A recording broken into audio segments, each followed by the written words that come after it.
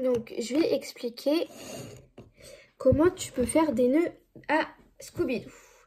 Donc, première possibilité, tu prends 2 fils, tu les mets l'un à côté de l'autre au même niveau.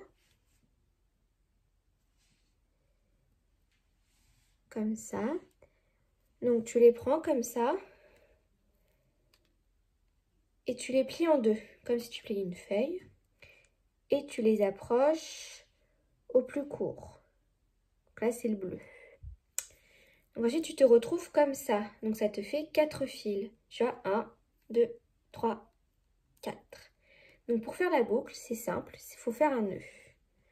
Donc, prends la boucle. Comme ça fait un 8. Un espèce de 8, là, vous voyez. Et donc là, où il y a mon index, ici, là, qui bouge, on va passer cette partie-là de la boucle, ici. Donc c'est parti. Je la passe et ça fait un nœud. Je vous remontre votre boucle.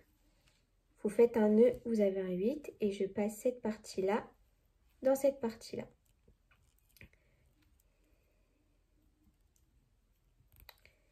Et donc ensuite, ça me fait un nœud. Donc moi, je préconise à faire des petites boucles pour éviter que ça bouffe tous les fils et c'est plus pratique après. Enfin, moi, je préfère et ça rend plus esthétique que le Scooby-Doo. Voilà pour le premier nœud. Ensuite, le second nœud, il va se faire avec 4 fils.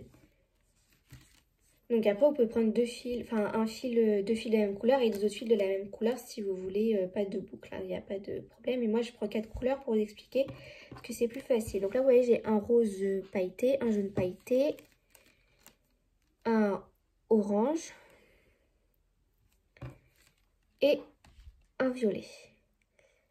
Donc là, je les mets aussi à peu près au même niveau.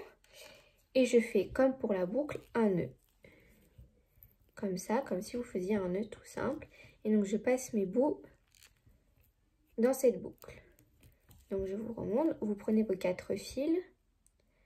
Vous les mettez à peu près au même niveau. Et vous faites comme pour la boucle, un nœud.